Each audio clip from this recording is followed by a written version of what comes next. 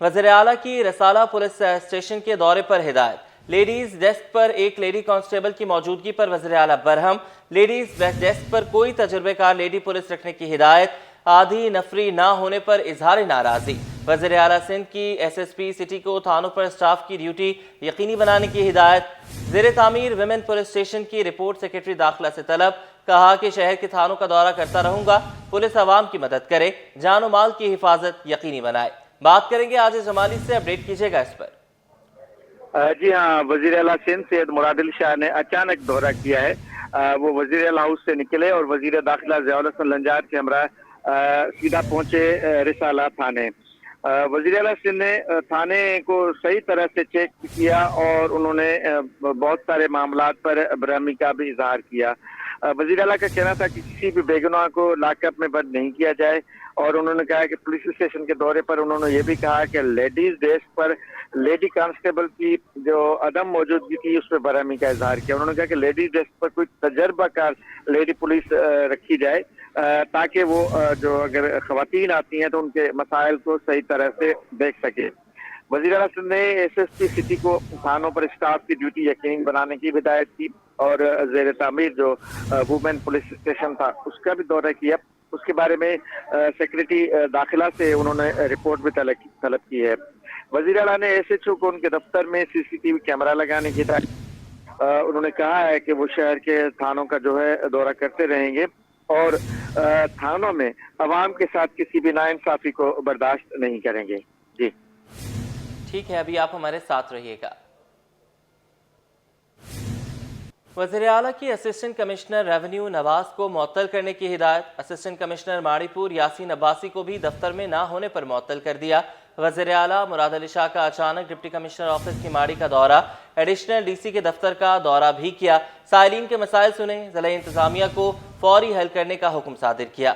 वज़ीर आला अफसरान की गैर हाजिरी पर बरहम हुए। डिप्टी कमिश्नर्स सुबह दफ्तर में लोगों के मसाइल हल करें। कमिश्नर को DCs के साथ इजलास सेकंड शिफ्ट में करने की हिदायत। बात करेंगे आज जमाली से, इस पर भी अपडेट कीजिएगा।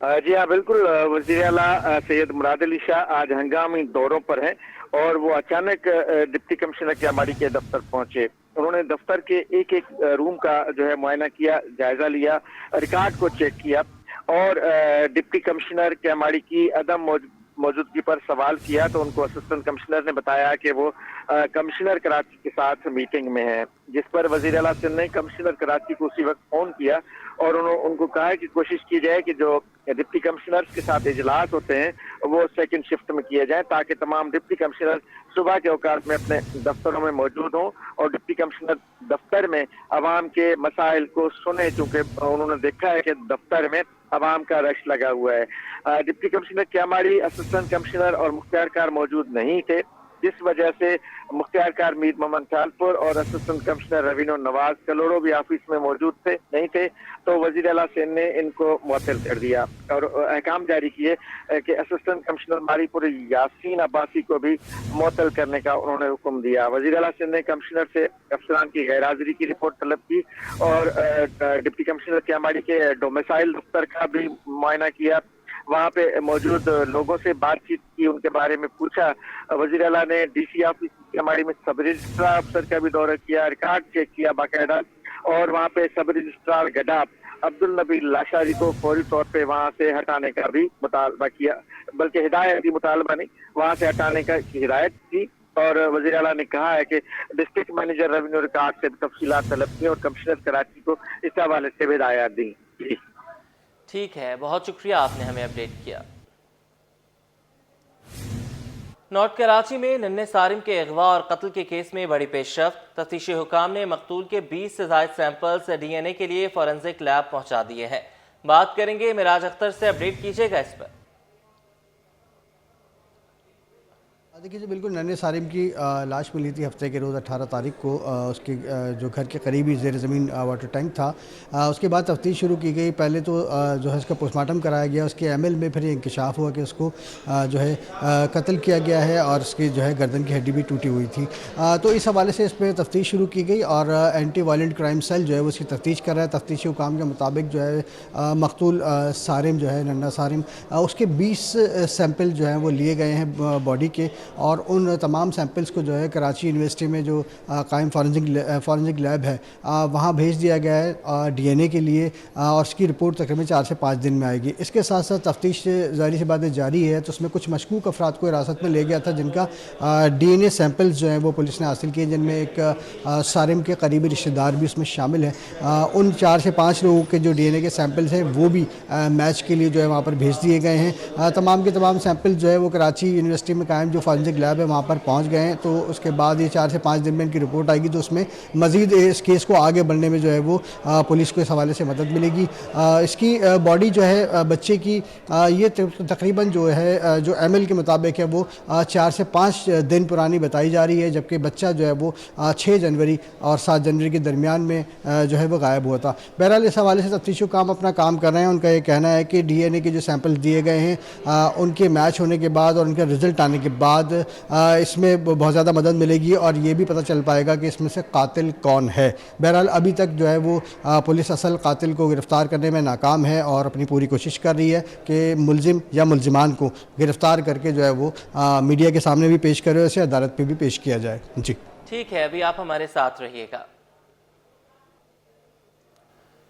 नाजरीन, घरों में मुलाजमा रखने से पहले पूरी छानबीन कर लें। मुलाजमीन का थाने में इंदराज लाजमी करवाएं। जिला जनूबी पुलिस ने 192 खवातीन का क्रिमिनल डाटा जारी कर दिया। रिकॉर्ड में मुख्तलिफ केसेस में गिरफ्तार खवातीन की तस्वीर, मोबाइल नंबर और एड्रेस शामिल है। घरेलू मुलाजमा की आड़ में खवातीन ने मुनज़्ज़म अंदाज में वारदातें की। मज़ीद जानेंगे मिराज अख्तर से, इस पर भी अपडेट कीजिएगा। देखिए, कराची वाले बेचारे जाएं तो कहाँ जाएं, सड़क पर निकलते हैं तो डाकू लूट लेते हैं, मासी को घर में रखते हैं तो मासी चूना लगा जाती है।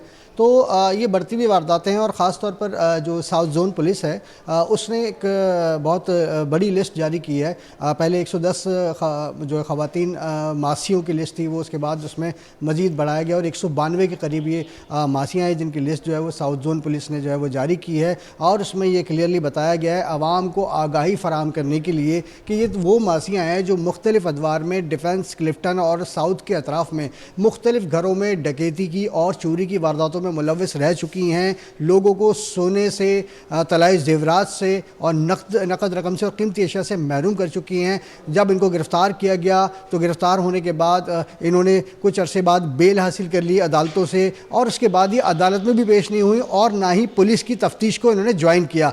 हुआ ये कि जो शहर के पोश इलाकों में काम करने वाली ये ख़वातीन मासियाँ थीं जिनके लिए लिस्ट जो है पुलिस ने जारी की है, इन्होंने वारदातें की और वारदातों के बाद जब ये बहुत ज़्यादा बदनाम हो गई, उनकी तस्वीर भी पुलिस के पास आ गई तो उन्होंने वो इलाका छोड़ दिया। अब खतरे की घंटी बजी है। कराची के जो दीगर इलाके हैं ये मासियाँ जा रही हैं अब उन इलाकों में जहाँ इनको कोई नहीं जानता और आजकल हर दूसरे घर में मासी का रिवाज है। अब उसमें PCHS के मुख्तलिफ ब्लॉक्स ले लें, फेडरल बी एरिया ले लें, गुलशन इकबाल ले लें, गुलिस्तान जौहर ले लें, कराची शहर भर में जो है वो मासियाँ काम करती हैं। तो अब ये वार्न किया जा रहा है पुलिस की जानिब से ये वो कि जो 192 मासियों की जो लिस्ट जारी की गई है इससे आवाम को मदद मिलेगी कि उनके घर पर जो मुलाजमा काम कर रही है या काम करने के लिए आई है, इंटरव्यू देने आई है या वो उसको रख रहे हैं तो वो उसको पहचान जाएंगे, उसकी कुछ शनाख्त भी हो जाएगी। और साथ साथ में पुलिस की जानिब से बार बार ये वार्निंग दी जा रही है शहरियों को कि आप किसी भी घर, अपने घर में किसी को भी मुलाजिम रखते हैं या मुलाजमा को रखते हैं या मासी को रखते हैं, XYZ कोई भी हो, उसका पूरा रिकॉर्ड जो है वो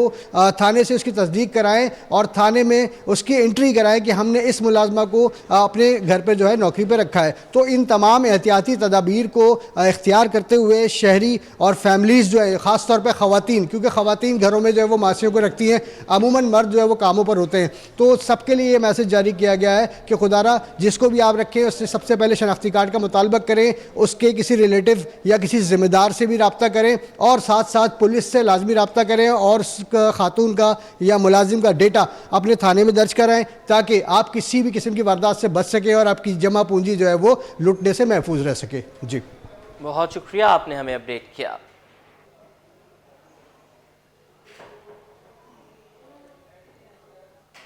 मलीर रिफाई आम सोसाइटी में गैरत के नाम पर लड़के और लड़की के कत्ल का वाक़या। पड़ोसी के मुताबिक वाक़या सुबह 6:30 बजे के करीब पेश आया। मुलजिम अजहर के साथ वालिदा, अहलिया और 3 बच्चे रिहाइश पजीर थे। मज़ीद जानेंगे उसामा मलिक से, बताइएगा।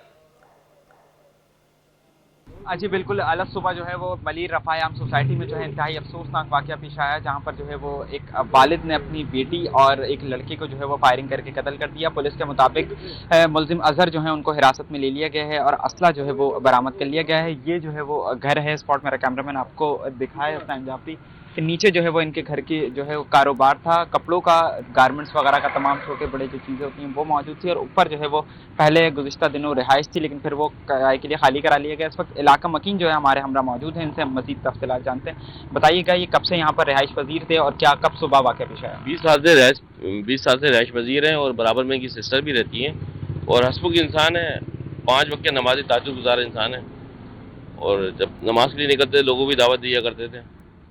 तो बस ये अफसोसनाक वाक़या हो गया है।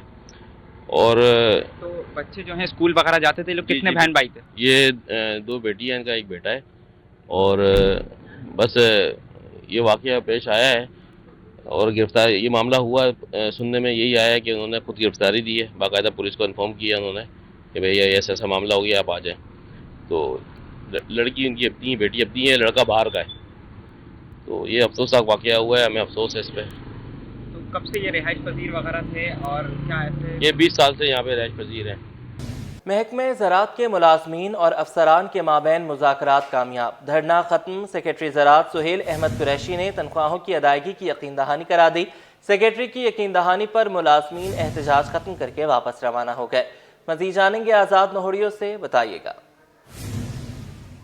जी बिल्कुल मोहम्मद मूसा, जैसा कि ये महकमा ज़राअत सिंध के आरजी मुनतबर भर्ती मुलाजमिन हैं जो साबिक सदर परवेज़ मुशर्रफ के दौर में यानी 2005 में जो है नहरें जो है पानी की उनको पक्की करने के हवाले से यानी उनको मंजूर होने के हवाले से एक प्रोजेक्ट शुरू किया गया था, जिसके तहत इन मुलाजमिन को भर्ती किया गया। ये 650 से ज़ायद मुलाजमिन हैं जो जिनकी गुज़िश्ता 6 माह से महकमा ज़राअत की तरफ से तनख्वाहें बंद की गई थी, जिसके बाद उन्होंने आज जो है सिंध सेक्रेटरीट के मरकजी गेट जो बाकी कबूतर चौक के सामने है वहाँ पर उन्होंने जो धरना दिया। इनकी क़यादत मुमताज़ पावर जो इनकी जो एक्शन कमेटी है उनके सरबराह है उनकी क़यादत में किया गया, जिसके बाद सेक्रेटरी ज़राअत सुहेल अहमद कुरैशी ने इस मामले का फौरी तौर पर नोटिस लिया, जिसके बाद मुमताज़ पावर की क़यादत में एक वक्त ने सेक्रेटरी ज़राअत से मुलाकात की। मुलाकात के दौरान सेक्रेटरी ज़राअत सुहेल अहमद कुरैशी ने फौरी तौर पर DG NPAW ये जो प्रोजेक्ट है उनसे रब्ता किया और फौरी तौर पर इनकी तनख्वाहें अदा करने के अहकाम जारी किए, जिसके बाद उन्होंने जो उनका एहतियात पुरअमन तरीके से सिंध सेक्रेटरीट के मेन गेट पर जारी था उन्होंने खत्म कर दिया, जबकि इनके एहतियात के बायस पुलिस की भारी नफरी भी पहुंच गई थी और पुलिस ने इनसे मुज़ाकरात किया, लेकिन उसके बाद सेक्रेटरी ज़राअत ने इनसे मुज़ाकरात की, जिसके बायस इनको जैसे यकीन दहानी हुई थी, जिसके बाद उनका जो एहतियात खत्म कर दिया। इस वक्त जो है एहतियात खत्म करके वापस अपने इलाकों की तरफ रवाना हो चुके हैं। जी बहुत शुक्रिया आज़ाद नोहड़ियों, आपने हमें अपडेट किया। अदालती कार्रवाइयों की बात करें। Cotton society scheme 33 Gulshan Iqbal में गैर एलानिया load shedding. Sindh high court का MD के इलेक्ट्रिक को 3 माह में दरख्वास्त पर कार्रवाई का हुक्म। नेपरा कवानीन के मुताबिक शिकायत सुनकर फैसला करने की हिदायत। अदालत ने दरख्वास्त निपटा दी। Cotton society scheme 33 Gulshan Iqbal में गैर एलानिया load shedding. Sindh high court का MD के इलेक्ट्रिक को 3 माह में दरख्वास्त पर कार्रवाई का हुक्म। नेपरा कवानीन के मुताबिक शिकायत सुनकर फैसला करने की हिदायत। अदालत ने दरख्वास्त निपटा दी।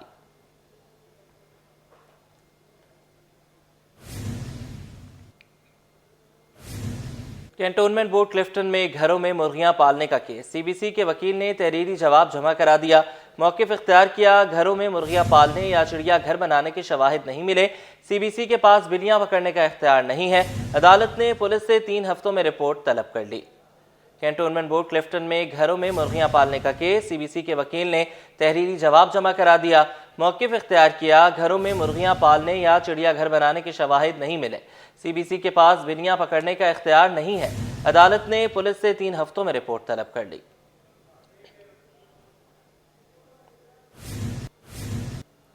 डीजल की कीमतों और टोल प्लाजा की तादाद में इजाफे पर पाकिस्तान कार करियर एसोसिएशन ने किरायों में इजाफा कर दिया।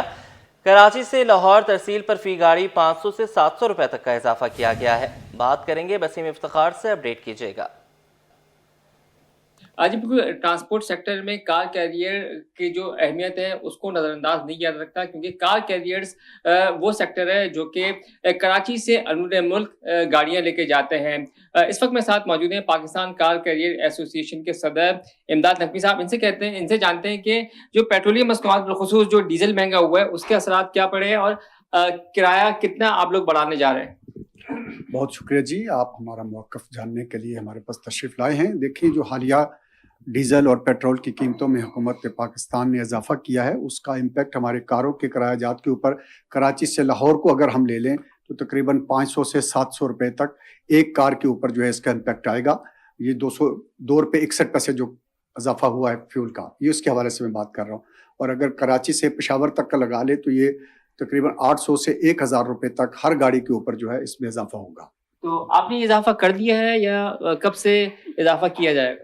जी, आज ही से हमने इसका इजाफा जो है वो कर दिया है, क्योंकि ये फ्यूल जो प्राइस है इस इंक्रीज होने की वजह से जाहिर है अब जो हम लोड लेकर जाएंगे वो नए फ्यूल रेट के मुताबिक हम लेकर जाएंगे। मैं ये चाहूँगा कि आपके तवज्जुह से गवर्नमेंट ऑफ पाकिस्तान से जो हालिया दिनों में टोल प्लाजा के अंदर इजाफा किया गया है, जगह जगह पर टोल प्लाजा नए कायम किए जा रहे हैं, उसकी वजह से ट्रांसपोर्टर जो है ना बहुत मुस्तरब हैं। सिर्फ फ्यूल की कीमतें बढ़ने से अशिया खुर्द-ओ-नोश की चीज़ें नहीं बढ़ती, इसके साथ कुछ और लवाजमात भी होते हैं, जैसे कि हमारे टोल प्लाजा है। टोल प्लाजा में भी इजाफा किया जा रहा है और टोल प्लाजा के जो चार्जेस हैं उनमें भी इजाफा किया जा रहा है, जिसकी वजह से ट्रांसपोर्टर जो हैं उनकी जो ऑपरेटिंग कास्ट है वो बहुत ज़्यादा बढ़ गई है। और इस ऑपरेटिंग कास्ट का भी एंड यूज़र के ऊपर ही असर पड़ता है, क्योंकि ये किरायाजात के अंदर इसको शामिल किया जाता है। आज बिल्कुल इमदाद नकवी ने हुकूमत से मुतालबा किया है कि फौरी तौर पर ना सिर्फ डीजल की कीमतों पर नज़रसानी की जाए, बल्कि टूल प्लाजा की तादाद में जो इजाफा किया जा रहा है उस पर भी जो है वो नज़रसानी की जाए, क्योंकि मुख्तलिफ मकामात पर मुख्तलिफ अहम शहरों पर टूल प्लाजा बना दिए गए हैं, जिसकी वजह से हर टूल प्लाजा पे जो है वो टूल टैक्स देना पड़ता है और खती रकम जो है वो इस पर आती है। और इसका जो है वो अफेक्ट जो है वो इम्पैक्ट जो एंड यूज़र यानी कि आम सारिफ पे आता है, तो ये भी महंगाई की एक वजह बनता है, जिसकी वजह से उन्होंने मुतालबा किया है कि हुकूमत टूल प्लाजा की तादाद को ना सिर्फ कम करे बल्कि उसके टूल टैक्स और उसके साथ साथ डीजल की कीमतों को भी कम किया जाए, ताकि किसी भी किस्म की मुश्किलात का सामना ना करना पड़े। जी, पाकिस्तानी टेक्सटाइल सेक्टर की कारकर्दगी बेहतर होने लगी। मुसलसल 5वां माह टेक्सटाइल की बरामदात में इजाफा रिकॉर्ड। दिसंबर 2024 में टेक्सटाइल सेक्टर की बरामदात $1.50 करोड़ रही। ब्यूरो चीफ अशरफ खान इस पर हमारे साथ मौजूद हैं। बताइएगा क्या वजह बनी है बरामदात में इजाफे की? की बुनियादी वजह जो सामने आई है कि टेक्सटाइल सेक्टर की बरामदा में इजाफे की बुनियादी वजह वैल्यू एडेड की जो बरामदात से इजाफा है, यानी कि तैयार जो कपड़े हैं उसकी बरामदात पाकिस्तान से बढ़ रही है, जो कि मुल्क की मईशत के लिए अच्छी खबर है। मुसलसल 5वें माह टेक्सटाइल की बरामदात में इजाफा देखा गया है, जो कि माहाना जो 6%, सालाना 1% का इजाफा हुआ है। और एक मामला देखा जाए दिसंबर 2024 में टेक्सटाइल सेक्टर की बरामदात $1.50 करोड़ पे पहुंच गई है। साथ ही देखा जाए आर्ट, सिल्क और सिंथेटिक टेक्सटाइल की बरामदात में सालाना 22%, जबकि माहाना 28% का इजाफा हुआ है। और पाकिस्तानी रुपए में टेक्सटाइल सेक्टर की बरामदात 411 अरब रुपए पर पहुंच गई है। और यहाँ पे देखा गया है वैल्यू एडेड टेक्सटाइल में नेटवेयर, बेडवेयर, तौलिए और तैयार कपड़े शामिल है। और रवा माली साल 6 माह में पाकिस्तानी टेक्सटाइल की बरामदात सालाना 10% इजाफे से $9 अरब से तजावज कर गई है। बहुत शुक्रिया, आपने हमें अपडेट किया। FBI के रीजनल टैक्स ऑफिस 1 की POS कवानीन की खिलाफ वर्जियों पर कार्रवाइयों का सिलसिला जारी। POS कवानीन की खिलाफ वर्जी पर एक बच्चों के अशिया फरोख्त करने की दुकान को सील कर दिया गया है। तर्जुमान RTO 1 के मुताबिक कार्रवाई RTO 1 के जोन 3 की इंतजामी हदूद तारिक रोड में की गई है। मज़कूरा दुकान को PES सिस्टम से गैर मुंसलिक शुदा रसीदें जारी करने पर सील किया गया है। कार्रवाई सेल्स टैक्स कवानीन 2006 के रूल 150 ZEO के तहत की गई है। Chief commissioner RTO 1 doctor Fahim Mohammad ने कहा कि जोनल कमिश्नर्स POS कवानीन की खिलाफ वर्जियों पर कार्रवाइयाँ जारी हैं। POS कवानीन की खिलाफ वर्जी को बर्दाश्त नहीं किया जाएगा।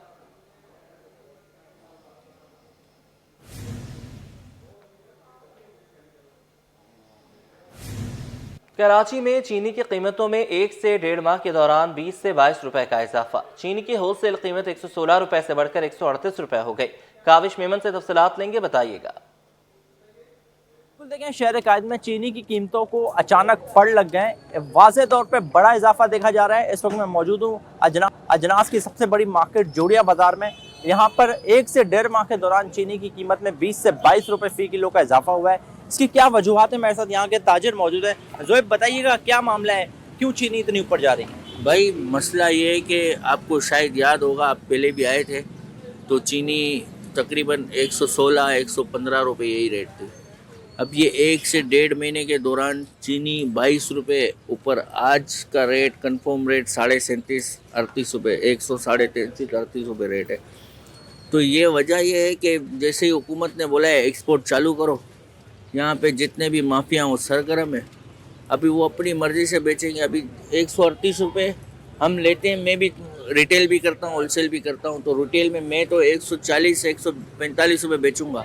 बाहर जो इलाके वहाँ पे 160 रुपये से कम बेच ही नहीं सकते वो लोग। चलो बेच भी 160 रुपये बेच रहे, लेकिन अब रमज़ान आने वाला है, ये गरीब आदमी करेगा क्या, कहाँ जाएगा? आजकल ज़्यादातर लोग शरबत से अपना गुजारा कर लेते, अफ्तारी कर लेते, अब ये भी कहाँ से करेंगे, मेरे को बताओ। ठीक है, बिल्कुल चीनी की कीमत में इजाफा हुआ है। बताया जा रहा है कि होलसेल में 138 रुपये तक पहुंच गई। यकीनन जब ये रिटेल पर जाएगी तो 145 से 150 रुपये तक तो फ़रोख्त हो रही थी, लेकिन अब ये जो इजाफा हुआ है इसके बाद यकीनन चीनी 155 से 160 रुपये फ़ी किलो पर जाएगी। और यकीनन रमज़ान मुबारक की आमद है, लेकिन देखने के जो हुकूमती या इंतज़ामिया है, हम देख रहे हैं कमीशन कराची के तहत भी सरकारी कीमत जारी की गई है, लेकिन उस पर भी अमल दरामद नहीं हो रहा। तो यहाँ पर वाज़े तौर पर प्राइस कंट्रोल के जो इदारे हैं उन पर भी रिस्पॉन्सिबिलिटी बनती है। और इस हवाले से देखने के जो कराची होलसेल ग्रोसर थे, उन्होंने भी अपने तहफ़्फ़ुज़ात का इज़हार किया है। जी।